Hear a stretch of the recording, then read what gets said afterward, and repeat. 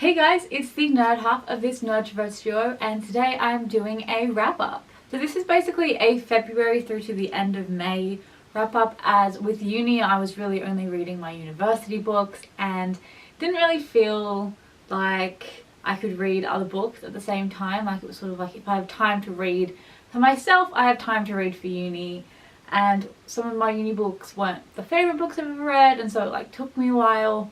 This is a long way of saying that I haven't been reading very much. Nonetheless, I have 11 books to talk to you about today, and let's just get into it. So the first book that I read for uni is Starship Troopers by Robert A. Heinlein. Starship Troopers is a sci-fi novel which basically centers around the fact that the world is at war with an alien species, and our protagonist Johnny is joining up with the military and sort of going through training. And that's what this book is about, is his training and everything that happens there. So Johnny is basically the most passive protagonist I have ever read from. It was quite interesting, but he just sort of did whatever was required. He didn't really question anything.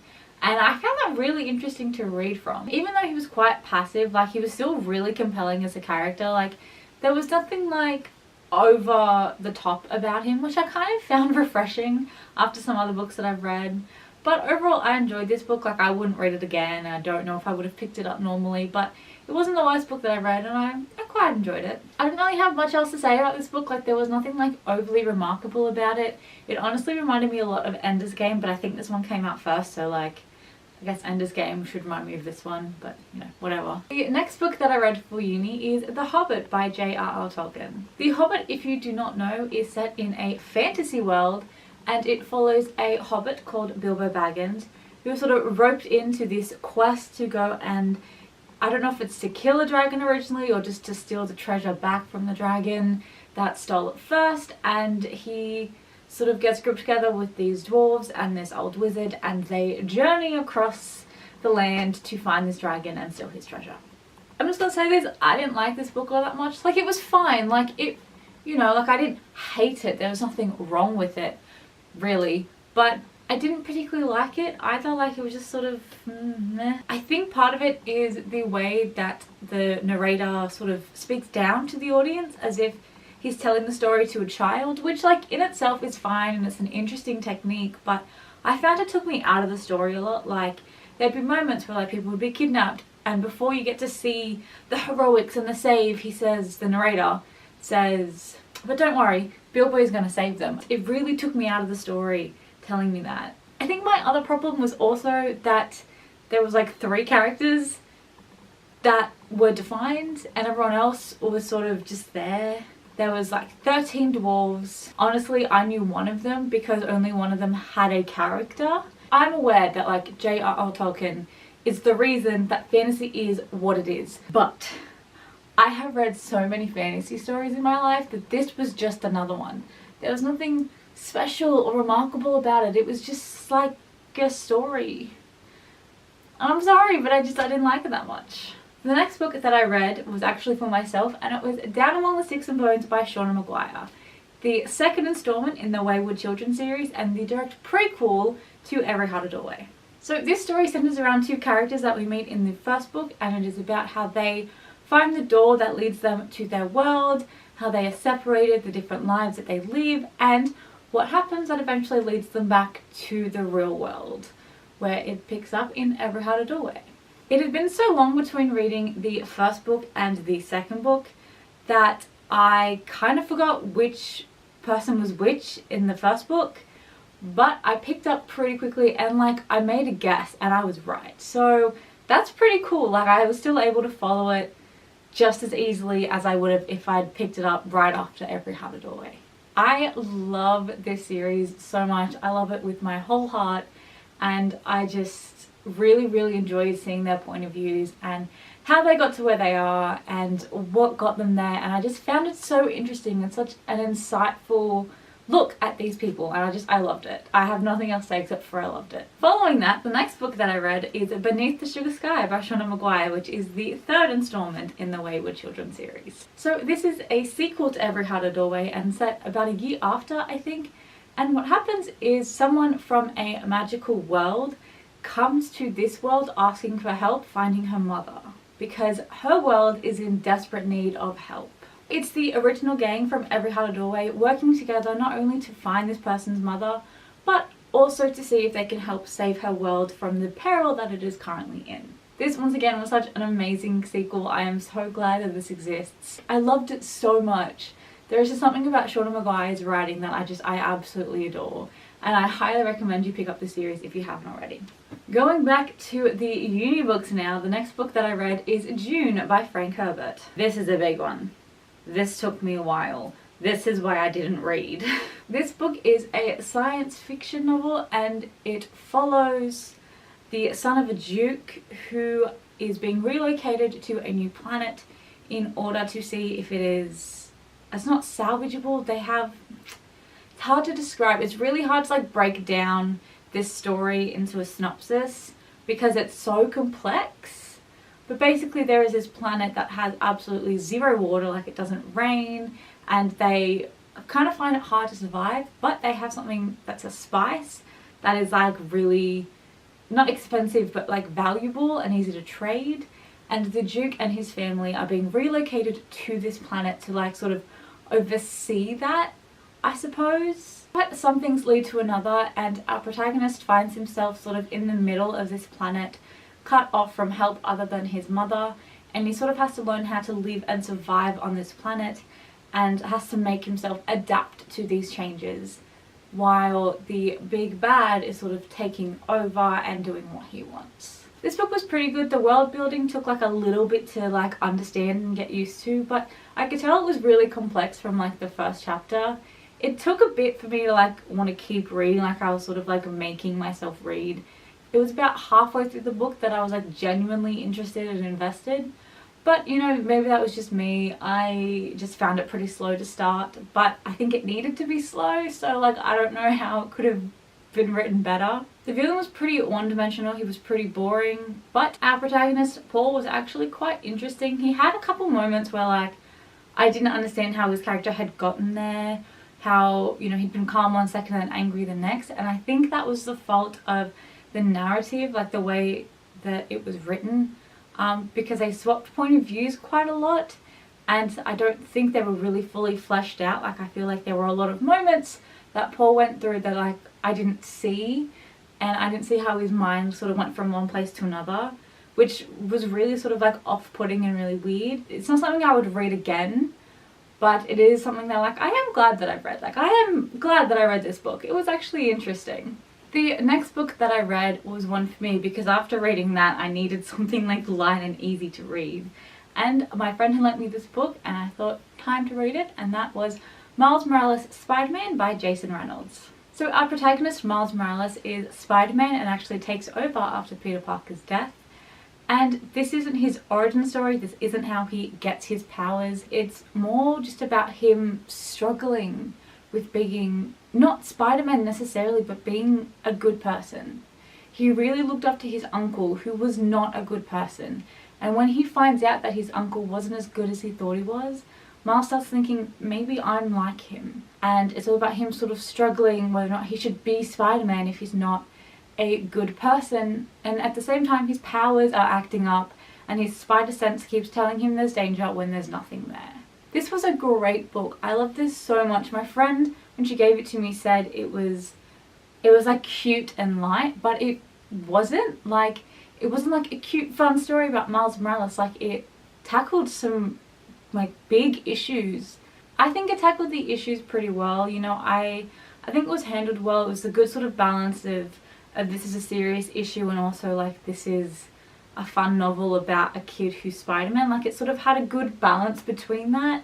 There was humor, there was lightness to it, but there was also the seriousness, the racial profiling and the stereotypes. That was very present and very much drove the novel, but it was filtered out by this funny story about a kid who's Spider-Man, and I think it did a really good job of that. The next book that I read going back to uni is Monstrous Regiment by Terry Pratchett. So this story is a fantasy story and it's all about a girl called Polly who joins the army in order to find her brother. A big reason why Polly needs to find her brother is that she wants to continue running the inn that her family owns, but without a man at her side, such as a brother or a husband, she won't be able to do that because she is a woman.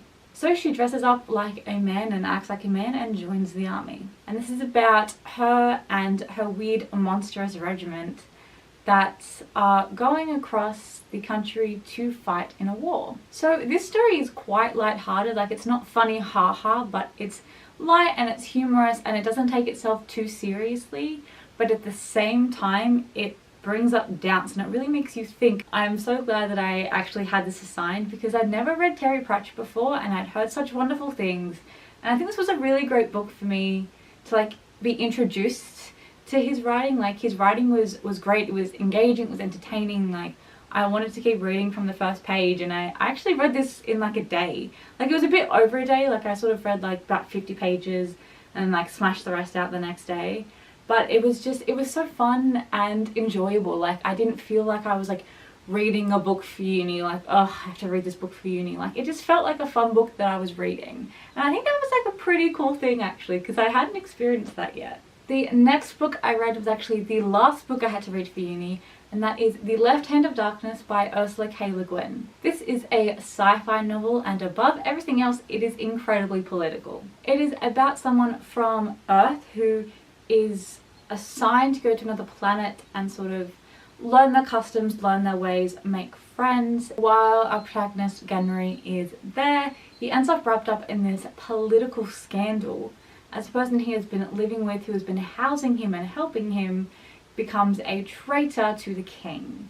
And he sort of gets wrapped up in this and sort of pulled on this crazy adventure. The interesting part about this planet is that all the people there are androgynous. Is that how you say that word? And what that means is that they don't have a gender. I don't know what to tell you. It's weird. It was not super interesting to me, but someone that I was in the class with, she really loved it, and I do trust her opinion on books, so I think it was just sort of not a book for me. But I've heard so many great things about this author, so even though I probably wouldn't read it, I think it's definitely something that you would probably want to figure out for yourself if it's your kind of book or not. So after finishing my uni books, and I mean literally as soon as I finished Left Hand of Darkness I picked this up, the next book that I read is Higher, Further, Faster, a Captain Marvel novel by Liza Palmer. If you don't know who Captain Marvel is, she's one of the latest Marvel superheroes to be like put into the MCU, and my friend and I absolutely loved the movie, and so when my friend found this book she was like, we need to read it. She read it, she loved it, she gave it to me, I read it, I loved it. So it follows a girl called Carol Danvers who wants to be a fighter pilot, but the thing is women, they're not allowed to be fighter pilots. But she gets into the Air Force and she meets Maria, who becomes her best friend. And this novel is kind of about them trying to prove that even though they are women, they are just as capable, if not more capable, of being fighter pilots. I just thought it was just such a wonderfully written book. It was quite light, like it wasn't too overly serious, but it handled the problem quite well. I really loved the friendship and the camaraderie that was created in this novel. I really loved all of the characters. I thought they were really well done, and they all were sort of unique enough to be different instead of just, oh, and there's all the others that are in this group. Like, no, they all had like a personality, and it was great, and I really enjoyed it. And I think it fits quite well with the movie. Like, if the only thing you know about Captain Marvel is the movie, like me, this book is super easy to follow and feels like it belongs right before the movie. So, you know, like, if you like the movie, if you like reading, I highly recommend checking this book out. It was great. The next book that I read is The Hate You Give by Angie Thomas. I have been meaning to read this book for so long. I am so glad I finally got around to it. So this novel follows Star, who is a 16-year-old girl, and it sort of starts when she's being driven home by one of her oldest and closest friends from a party that they were at, and they are pulled over by a cop. After being pulled over by the cop because Star and Khalil are both black, this white cop finds them threatening and ends up shooting Khalil right in front of Star. And a big conflict is how to handle this. Whether or not she should talk to the same people that did this, or whether she should, you know, go with people in her neighborhood and protest. And I think it was done in such a brilliant way. Like, I can't speak on a lot of, you know, like the representation and, you know, the actual events. Like, I can't sympathize, I can only empathize. But obviously it is an own voices novel, and I found it so compelling. I was like teared up on like every single page. It was so compelling and so wonderful, and even though I couldn't sympathize, this book does such a wonderful job of making you empathize with characters and feel for them and understand what they're going through, even if you've never gone through it yourself. And I just thought it was so brilliantly written, and I think this is definitely a book that everyone should read. If you haven't read it and this is something that interests you, or even if it's not something that overly interests you, I think you should pick it up and give it a shot, because it's just such a great book. Not only is it brilliantly written, but the story is so compelling and so heartfelt and heartbreaking. So definitely give this one a go. And the very last book that I read in May is The Lightning Thief by Rick Riordan. I'm not sure which order these videos are going up, but I did do a whole reading vlog on rereading this book for the first time in 4 years. So if it is out, there will be links below, and if it is not out, keep an eye for it. It will be out soon. Percy Jackson and the Lightning Thief follows 12-year-old Percy Jackson as he finds out that he is the son of a Greek god. And because of who his father is, he is blamed for stealing Zeus's lightning bolt, even though Percy had absolutely nothing to do with it. And if he doesn't get the lightning bolt back before the winter solstice, there will be an all-out war between the gods, which will just destroy humanity. This book is one of my absolute all-time favorites. Percy Jackson and the Olympians is my all-time favorite series, and going back and rereading this was just one of like the happiest, best things that I've done. I'm so glad I finally decided to reread these.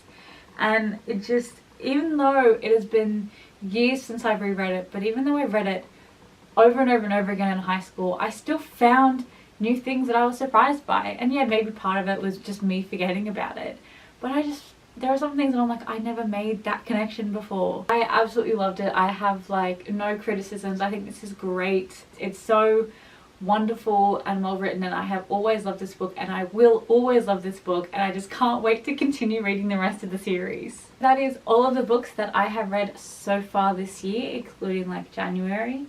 Hopefully reading wrap-ups will be like a bit more frequent.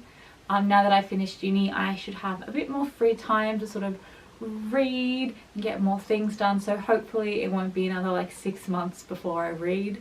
But thank you guys so much for watching. I hope you enjoyed it, and I can't wait to see you guys next time. Bye!